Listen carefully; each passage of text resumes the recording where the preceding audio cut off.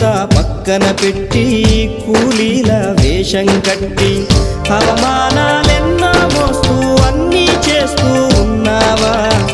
జీవితమే జీతంతోటి తూకం వేస్తూ ఉన్నావా? ఎండమావి నీళ్ళ కోసం ఎడారిలోన వెదికావా? ముళ్ళ దారిలోన నువ్వు గాయమయ్యి నిలిచావా?